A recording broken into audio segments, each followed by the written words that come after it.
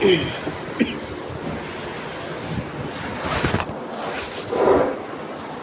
علیکم ورحمۃ اللہ وبرکاتہ۔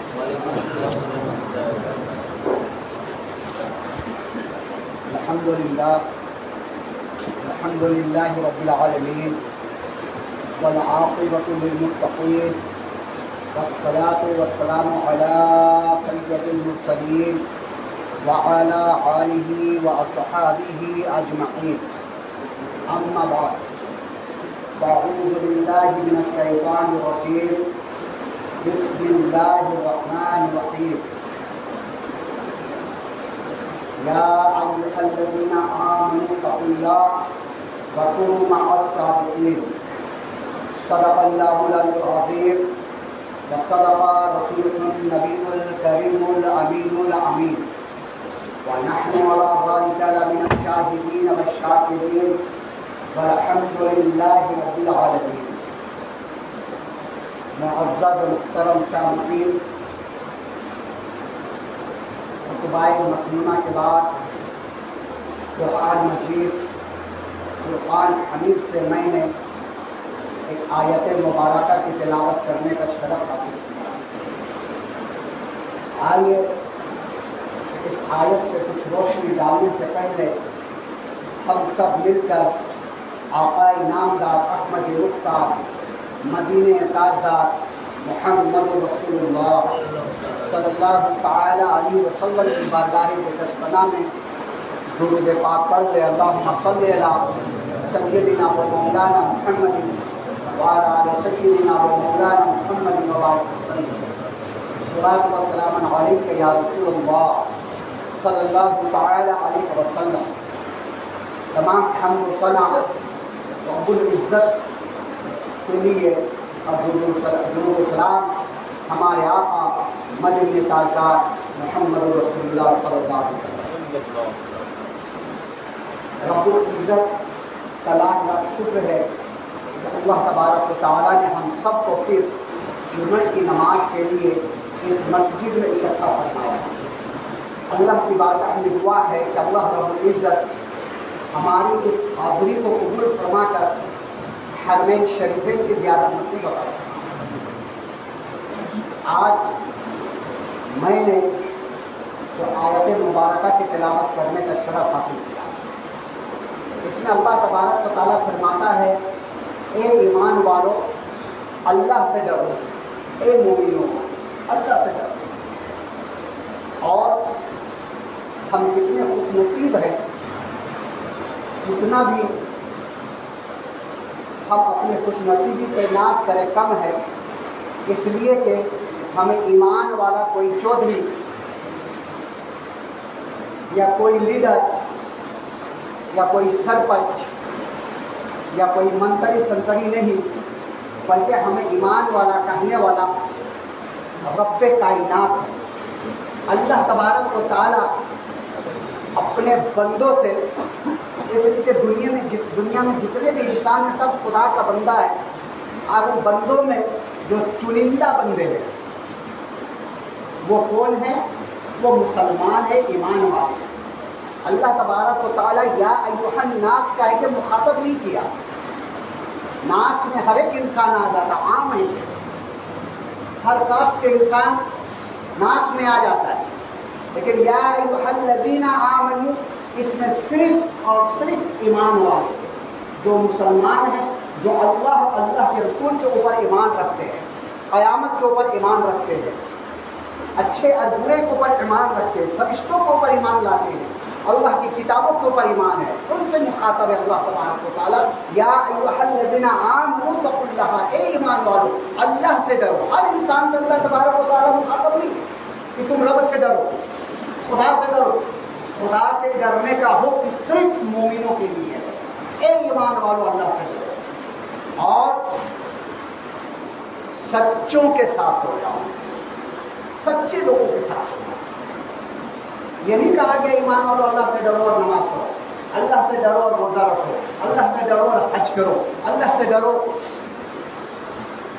اور صدقہ خیرات کرو، نہیں، بلکہ رب نے فرمایا اے ایمان والو اللہ سے ڈرو اور سچوں کے ساتھ ہو جاؤ، سچوں کے ساتھ ہو جاؤ۔ کیوں؟ نماز پڑھنے کا حکم کیوں نہیں؟ اللہ سے ڈرنے کے بعد نماز پڑھنے کا حکم کیوں نہیں ہے؟ تھوڑی سی تفسیر بیان کروں. اللہ تبارک و تعالیٰ جب حضرت آدم علیہ السلام کو بنایا، الحمدللہ اب سب واقعات سنتے آ رہے ہیں، انبیاء کرام کا ہی واقعہ چل رہا ہے. اور میں اس موضوع پہ آج اس لیے خطاب کر رہا ہوں کہ یہ مہینہ ہمارے پیر پیر روشن ضمیر عبد القادر جیلانی رضی اللہ تعالیٰ عنہ کے نام سے مشہور و معروف ہے. تو ان کی رحمت اور ان کی برکتیں لینے کے لیے یہ ناچیز یہ سمجھتا ہے کہ ان کے فضیلت کے اوپر بھی کچھ بیان کر دی جائے. پھر انشاءاللہ آئندہ آنے والا جمعہ انبیاء کرام کے بارے میں کچھ تبصرہ کیا جائے. اللہ تبارک و تعالیٰ جب حضرت آدم علیہ السلام کو بنایا، روح پھونک تھی اس کے اندر، تو حکم دیا تھا اللہ تبارک و تعالیٰ نے اس سجود الی آدم کو سجدہ کرو. سجدہ تو صرف رب العزت کے لیے، اس کے علاوہ کسی چیز کے لیے. لیکن اللہ تبارک و تعالیٰ خود حکم دے رہا ہے کہ جس پتلے کو، جس مجسمے کو میں نے بنایا، جس کے اوپر میں نے پاک روح ڈالی، اس کی سجدہ کرو، اس کی عبادت کرو. اللہ کے علاوہ کسی کا سجدہ کرنا شرک ہے نا، شرک. اور اللہ تبارک و تعالیٰ قرآن پاک میں ارشاد فرماتا ہے کہ میں بڑے سے بڑا گناہ معاف کر دوں گا، میں غفور الرحیم ہوں، رحمان الرحیم ہوں، لیکن شرک کبھی معاف نہیں کروں گا. شرک کبھی معاف نہیں کروں گا. بڑا سے بڑا گناہ ہو جائے اسے معاف کر دوں گا، لیکن شرک کبھی معاف نہیں. اور اللہ فرما رہا ہے سجدہ کرو میرے علاوہ حضرت آدم کو. تمام فرشتے سجدے میں گر گئے، لیکن شیطان سجدہ نہیں کیا. اور جو سجدہ نہیں کیا شیطانوں کا لیڈر تھا، اس کا نام بتا چکا ہوں، شاید آپ لوگوں کو معلوم ہوگا. اس لیے بار بار ریویژن کرتا ہوں کہ اگر بھول گئے تو اس نام کو یاد رکھیں. اس لیے اس نام میں بھی بہت تاثیر ہے. بتائیے نام کس کو یاد ہے؟ ہاں جی آپ کو تو یاد ہی رکھا ہے. یاد نہیں رہے گا تو آپ کو یاد. عزازیل کیا نام ہے؟ عزازیل. اب اس کی تاثیر بتا دیتا ہوں. اگر کسی کو بچھو ڈنک مار دیا، اگر کسی کو بچھو ڈنک مار لیا تو ایک پرچی میں عزازیل کا نام لکھے. کیا لکھے؟ عزازیل کا نام لکھے. اور چمڑی کے جوتے سے اس کو مارے، اس نام کو. بچھو کا ڈنک مارا وہ جو زہر رہے گا وہ کٹ جائے گا. ہے نا تاثیر؟ عزازیل لکھے پرچی میں، اور اس کو چمڑی کے جوتے یا چپل، پلاسٹک کے نہیں، چمڑی کے، جو چمڑی کے جوتے یا چپل رہتے ہیں اس سے اس کو مارے تو انشاءاللہ جو بچھو کا ڈنک کا اثر رہے گا وہ ختم ہو جائے گا. تو عزازیل نے سجدہ نہیں کیا. کیوں نہیں کیا؟ اس لیے کہ سجدہ صرف خدا کے لیے، خدا کے علاوہ کسی کے لیے نہیں کیا. گھمنڈ کیا. تو اللہ تبارک و تعالیٰ نے اس کے سجدے کو نہیں دیکھا، نمازوں کو نہیں دیکھا، بلکہ کیا دیکھا؟ جو میرے ساتھ ہوا، جو میرا حکم مانا، اس کو اللہ تبارک و تعالیٰ نے سویہ میں چڑھا دیا فرشتوں کو. انہیں فرشتوں نے حکم مانا، اللہ کا ساتھ دیا. اور عزازیل شیاطین جو کتنے سجدے کیے ہوں گے، احادیث مبارکہ میں آیا ہے کہ ان کے سجدوں کو اگر زمین میں بچھا دیا جائے تو ایک رائے کے دانہ رکھنے کی برابر جگہ ہی نہیں ملے گی زمین میں. اتنے سجدہ کیا تھا، اتنے نمازیں پڑھا تھا، لیکن سچوں کے ساتھ نہیں ہوا. تو اللہ تبارک و تعالیٰ نے اسے مردود قرار دے دیا، اپنے ٹھکانے سے نکال دیا، اور ہمیشہ ہمیشہ لعنتی ہو گیا. جب بھی ہم قرآن پڑھتے ہیں تو کہتے ہیں اعوذ باللہ من الشیطان الرجیم، ہمیشہ کے لیے رجیم ہو گیا، مردود ہو گیا. اس لیے اللہ تبارک و تعالیٰ فرماتا ہے اللہ سے ڈرو اور سچوں کے ساتھ ہو جاؤ. تو سب سے سچا کون؟ سب سے سچا ہے اللہ تبارک و تعالیٰ، ہے نا. سب سے بڑا سچا، اس سے بڑا سچا کوئی ہو ہی نہیں سکتا. سب سے بڑا سچا ہے اللہ، اللہ کے بعد رسول، رسول کے بعد صحابہ، صحابہ کے بعد اولیاء کرام، اولیاء کرام کے بعد صالحین، صالحین کے بعد شہداء، شہداء کے بعد علماء، علماء کے بعد حفظہ، حفظہ کے بعد متقین۔ تو اللہ سے ڈرو اور سچوں کے ساتھ ہو جاؤ، صالحین کے ساتھ ہو جاؤ، انبیاء کرام کے ساتھ ہو جاؤ، اولیاء کرام کے ساتھ ہو جاؤ، اور تم اللہ سے ڈرو گے اور نماز پہ نماز پڑھو گے، حج پہ حج کرو گے، زکوٰۃ پہ زکوٰۃ دو گے، روزے پہ روزے رکھو گے اور سچوں کے ساتھ نہیں رہو گے تو اللہ تبارک و تعالیٰ تمہارا کوئی بھی قبول بھی نہیں کرے گا، کوئی عمل نہیں۔ اس لیے اللہ تبارک و تعالیٰ فرماتا ہے کہ تم اللہ سے ڈرتے رہو اور سچوں کے ساتھ ہو جاؤ، سچوں کے نقش قدم پہ چلو۔ شیطان نے نہیں چلا، نماز بہت پڑھتا تھا لیکن فرشتے سچے تھے، ان کے ساتھ نہیں دیا، اللہ تبارک و تعالیٰ نے مردود کرا دیا، اپنی جنت سے نکال دیا، اور قیامت تک کے لیے لعنتی، آج انسان لعنت بھیجتا اس کے اوپر۔ تو اس لیے میرے بھائیوں، میرے دوستوں، بزرگوں، اللہ تبارک و تعالیٰ کے حکم کے مطابق یا ایھا الذین آمنوا اتقوا اللہ، اے ایمان والو اللہ سے ڈرو اور سچوں کے ساتھ ہو جاؤ۔ تو ان سچوں میں ایک سب سے بڑے سچے پیران پیر روشن جمیل عبد القادر جیلانی رضی اللہ تعالیٰ عنہ، ان کے کرامات بہت ہیں، ایسے ایسے کرامات ہیں کہ کسی کو ہضم ہو یا نہ ہو، ان کتابوں میں وارد ہے، دیکھنے والوں نے دیکھا ہے۔ اور جس طریقے سے ہمارے نبی تمام نبیوں میں افضل ہے، بے آئین ہی اسی طریقے سے تمام ولیوں میں سب سے بلند مرتبہ، سب سے افضل غوث پاک کا ہے۔ بنی اسرائیل یعنی حضرت آدم علیہ السلام سے لے کر حضرت نوح علیہ السلام، اب بعد ہوا حضرت ابراہیم علیہ السلام سے لے کر کے حضرت عیسیٰ علیہ السلام تک، ان کے زمانے میں کوئی ایسا ولی آیا نہیں۔ آدم علیہ السلام سے نوح علیہ السلام تک، اب بعد ہوا حضرت ابراہیم علیہ السلام سے لے کر کے حضرت عیسیٰ علیہ السلام تک کوئی ایسا ولی آیا نہیں۔ آج امت محمدیہ صلی اللہ علیہ وسلم میں بھی کوئی ایسا ولی آئے گا نہیں غوث پاک رضی اللہ تعالیٰ عنہ کی طرح۔ کسی نے غوث پاک سے پوچھا تھا آپ کی ولایت کے کیا مقام ہے، تو حضرت نے جواب دیے تھے کہ میری ولایت کے مقام مت پوچھ، جب تک میں یہ ایڑی نہیں لگاتا ہوں نا اس وقت تک کوئی ولی نہیں بنتا ہے۔ پیر کا حصہ جب تک ان کے نام پہ میں نہیں لگاتا ہوں اس وقت تک وہ ولی نہیں بنتا ہے۔ یہ مقام غوث پاک رضی اللہ تعالیٰ، لیکن مقام حاصل کیسے ہوا؟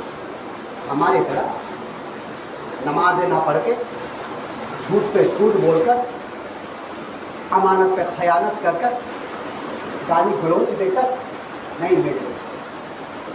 غوث پاک رضی اللہ تعالیٰ کہ وہ مقام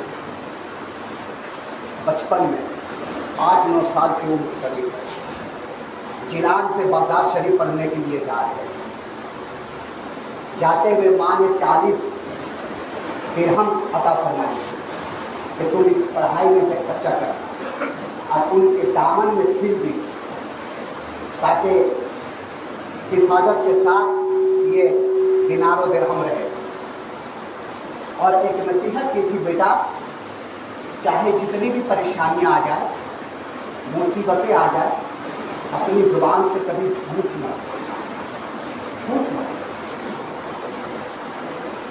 اس وقت قافلہ چلا کرتے تھے، گھوڑے میں، ہاتھی میں، گدھے میں، کچر میں، یہ گاڑیاں نہیں ہوتی۔ جیلان سے بغداد کی جانب جو قافلہ جا رہے تھے غوث پاک شامل ہو گئے، جانے لگے، جنگل پار کرنے کے لیے ان قافلہ کے ساتھ ہوئے، اس لیے کہ پہلے زمانے میں بڑے بڑے ڈکیت رہتے تھے جنگلوں میں اور قافلہ لوٹ لیا کرتے تھے۔ جب جنگل پار کرنے لگے اور ڈکیت نکلے جنگل کے آڑ سے اور قافلے والوں کا مال و اسباب لوٹنا چالو کیا۔ 9-10 سال کا بچہ کوئی ڈکیت اس کے پاس نہیں جا رہا تھا، اس کے پاس کیا ہوگا، لیکن چلتے چلتے پوچھ لیا بچہ تمہارے پاس کچھ ہے؟ غوث پاک رضی اللہ تعالیٰ عنہ 9-10 سال کی عمر شریف، ماں نے نکلتے ہوئے یہ نصیحت کی تھی بیٹا جھوٹ مت بولنا. بولے ہاں میرے پاس 40 درہم ہے. سوچیے آج اگر 40 درہم کا کاؤنٹ کیا جائے تو لاکھوں یا کروڑوں میں آ جائے گا. وہ سونے کے سکے چلا گیا. وہ جتنے قافلے والے تھے ان سب کا مال اکٹھا کر کے بھی 40 درہم تک نہیں پہنچ سکتا. وہ مذاق سمجھا کہ بچہ مجھ سے مذاق کر رہا ہے، اس کے پاس 40 درہم کہاں سے ہوگا، چلا گیا. ایک بار نکلے 40 ڈکیت آئے اور 40 نے بچوں سے پوچھے تمہارے پاس کچھ ہے؟ ایک ہی جواب ہاں 40 درہم. جب سردار کے پاس پہنچے تمام تو سردار نے پوچھا سبوں کا مال لوٹ لیے؟ بولے سبوں کا مال لوٹ لیا لیکن ایک بچہ ہے 8-9 سال کا، وہ کہتا ہے میرے پاس 40 درہم ہے. اچھا. دوسرے نے بولا ہاں حضور میں بھی پوچھا تو یہی بات، بولے 40 درہم. 40 کا 40 جتنے تو سبوں نے یہی بولا کہ جب بچے سے پوچھا گیا تو یہی جواب ملا کہ میرے پاس 40 درہم ہے، میرے پاس 40 درہم ہے. سردار بہت بچے کو پکڑ کر میرے پاس گئے، بچے کو پکڑ کر سردار کے پاس لائے. سردار نے تھوڑا بالکل کھڑی ہوئی آواز میں پوچھا تاکہ بچہ ڈر جائے.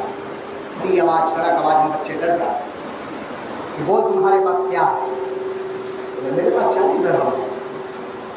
بولے اچھا کہاں ہے؟ بولے یہ دیکھیے امی نے یہاں پر رکھی ہوئی ہے، دامن نکالی ہے لیکن امی یہاں سے میری امی نے یہاں سل کر رکھی. بولے اچھا نکالو. وہ دھاگا کھینچے 40 درہم چلے.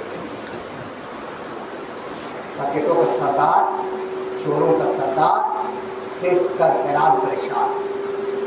بولا تجھے معلوم نہیں میں کون ہوں؟ بولا معلوم ہے آپ کو ڈکیت ہے، چوری کرنے والے، لوٹنے مارنے والے. بولے ہر آدمی ہم لوگوں سے اپنے مال کو چھپاتا ہے، اب تم نے تو ظاہر کر دیا ہمارے پاس اتنا مال ہے.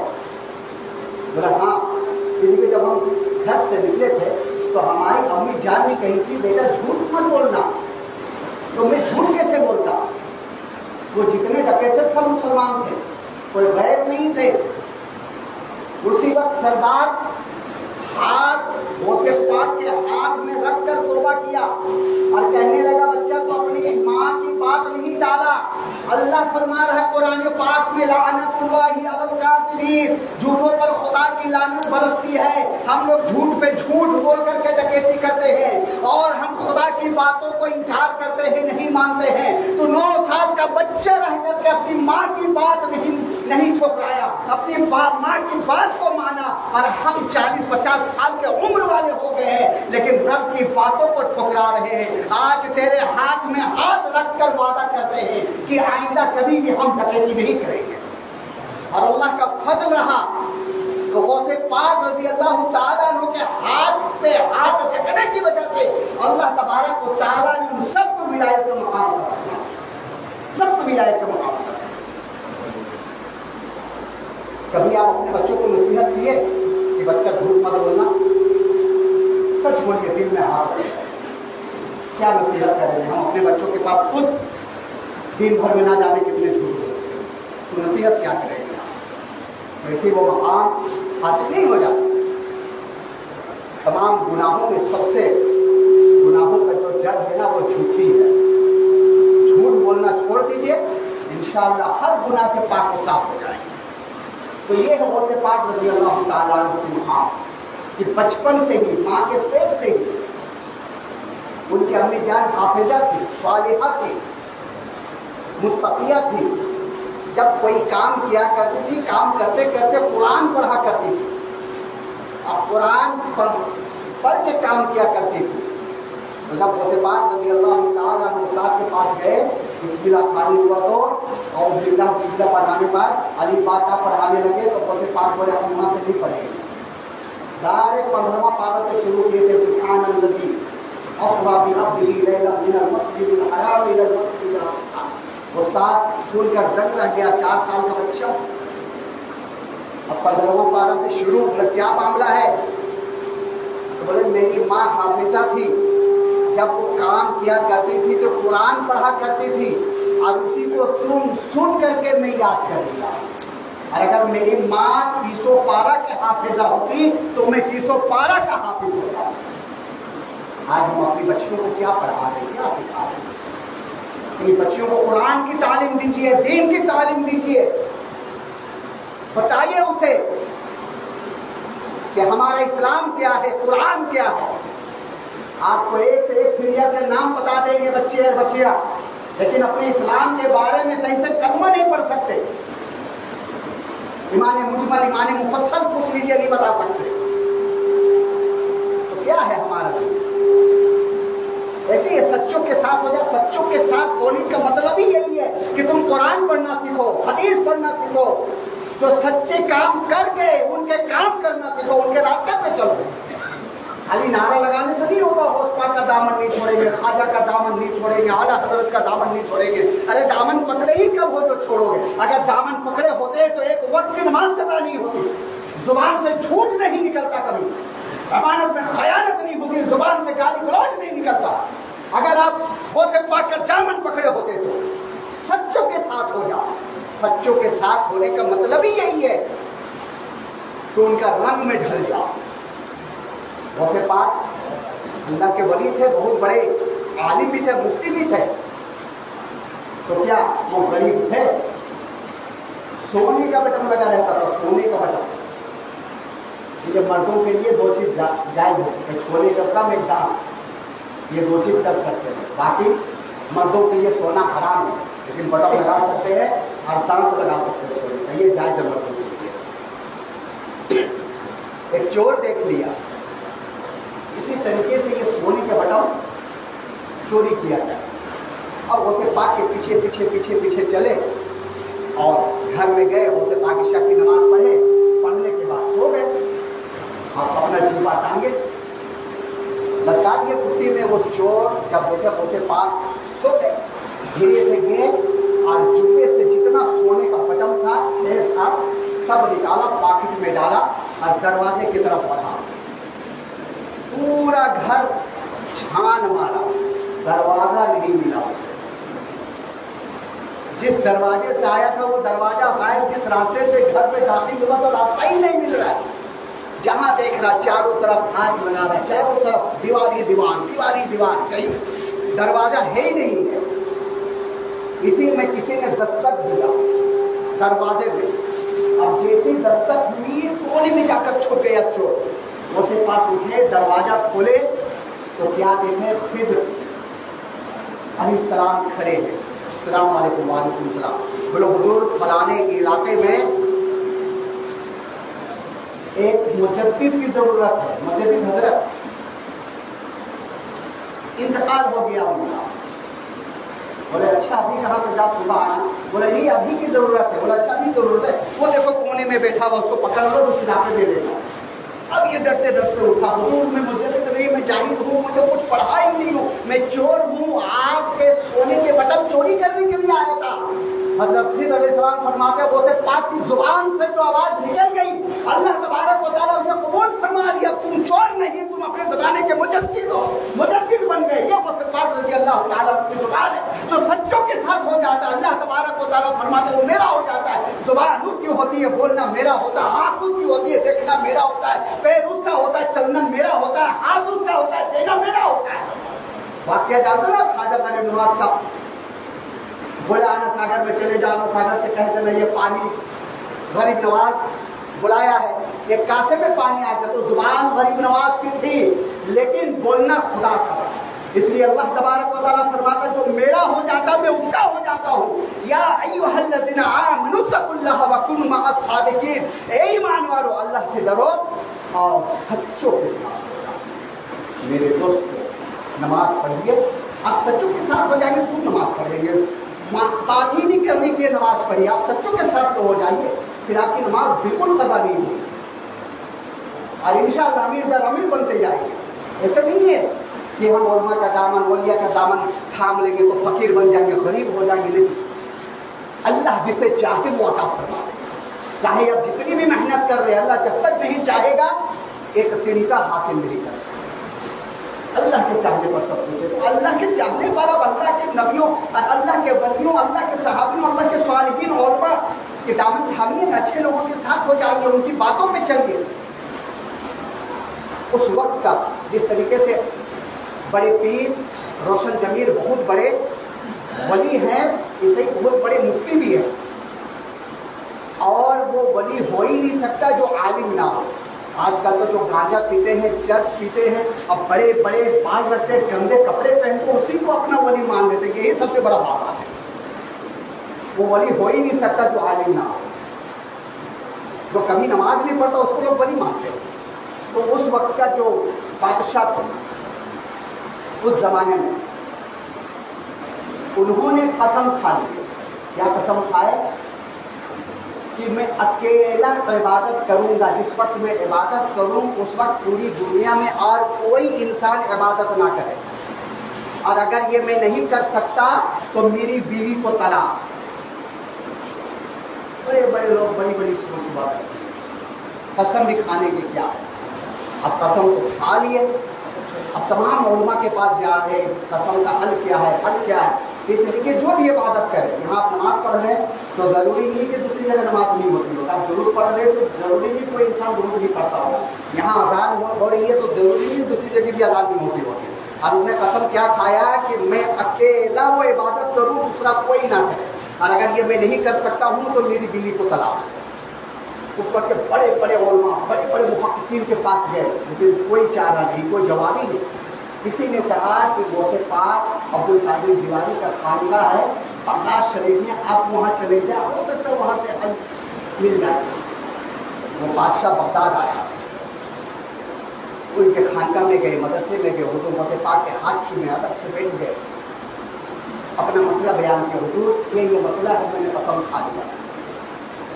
غوث پاک رضی اللہ تعالیٰ عنہ کو پہلے چڑھاو میں آ گئے، لیکن انہوں نے کیا کیا؟ ایسی قسم کھائی. پھر جب ٹھنڈے ہوئے تو مسئلہ حل کیے. دیکھیے کتنے بڑے عالم دین تھے. اس وقت کے بڑے بڑے علماء جو جواب نہیں دے سکے غوث پاک سے حل کر رہے ہیں. صرف ولی مت سمجھیے گا، یہی کہتا ہوں نا کہ ولی کے لیے عالم ہونا ضروری ہے. کیا بولے کہ آپ بادشاہ ہیں، آپ کی حکومت آپ کی کنٹرول میں ہے، آپ حاکم ہیں، آپ مکہ شریف چلے جائیں اور وہاں جو طواف کر رہے ہیں سبھی کو آپ منع کر دیں اور آپ اکیلا طواف کریں. اس لیے جب آپ اکیلا طواف کریں گے تو اور کوئی ایسی عبادت نہیں ہوتی ہے کعبہ شریف کے علاوہ. یہ عبادت صرف وہی ہے طواف کا. تو آپ اکیلا طواف کریں گے اور آپ کے علاوہ کوئی طواف نہیں کرے گا تو آپ کا مسئلہ حل ہو جائے گا اور آپ کی بیوی کو طلاق نہیں ہوگا. یہ ہمارے غوث پاک رضی اللہ تعالیٰ عنہ کا علم ہے، اور یہ ایک ولایت کا مقام ہے کہ جو زبان سے کہہ دے اللہ تبارک و تعالیٰ اسے پورا کرتا ہے. اللہ تبارک و تعالیٰ کی بارگاہ میں دعا ہے کہ ہم سب کو بھی غوث پاک رضی اللہ تعالیٰ عنہ کے نقش قدم پر چلنے کی توفیق و نصیب عطا فرمائے. استغفر ربی من کل ذنب واتوب الیہ وآخر دعوانا والحمد للہ رب العالمین.